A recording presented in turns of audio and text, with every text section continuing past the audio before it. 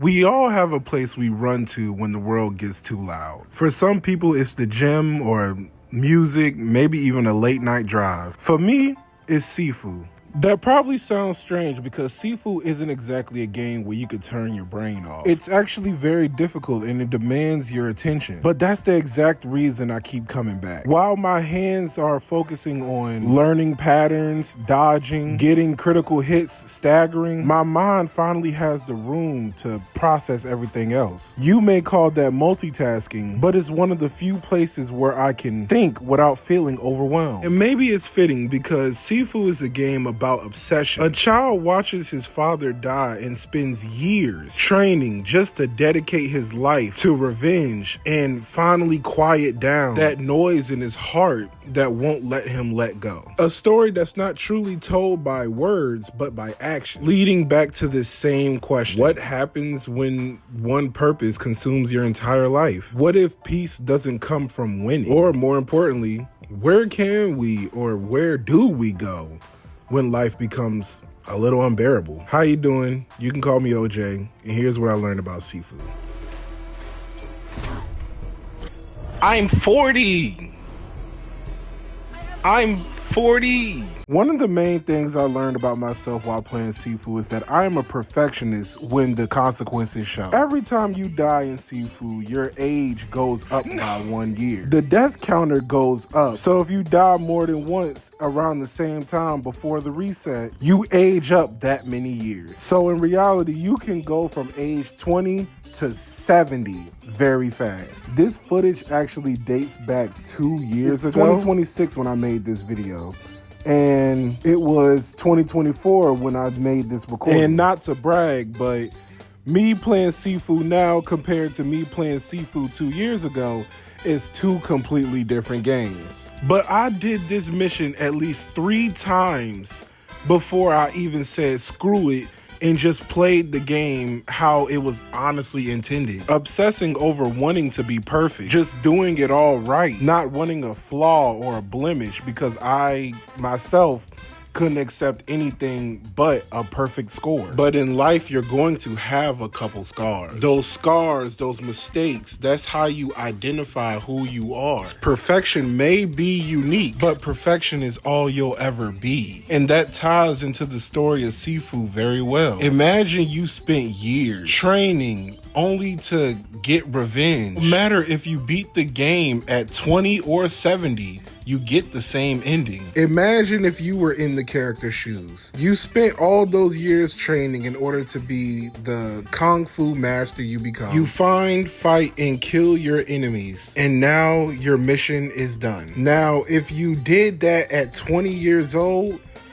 the question becomes, what now? You dedicated most of your life to revenge in order to finally quiet down that noise in your heart that won't let you forget that day. And now that you got your revenge, instead of the noise going away, it got louder and you can't do anything about it. All the ones that were involved were dead except you. And now you have to live a life with no purpose. Your only purpose in life was revenge, and now you got it. So what do you do now when you have no one to get revenge on and you're still who you are because of it? Now let's think of this if you were 70. Just this morning, you were 20.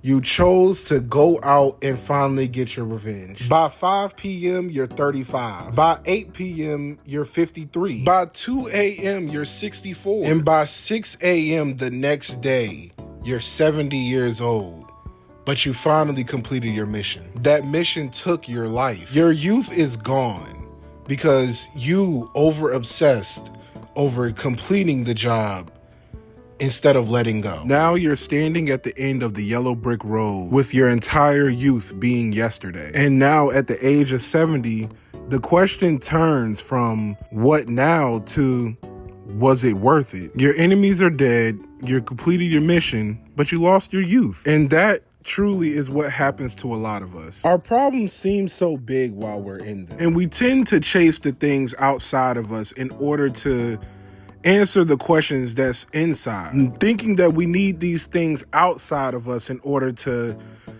shut that noise down. And some of us get lost in that sauce. Every once in a while, I still catch myself over obsessing over progress, feeling as so that if I don't get certain things done, I won't reach the goal I strive for. And when I ask that question, where do we go when the world gets too loud? And my answer is video games.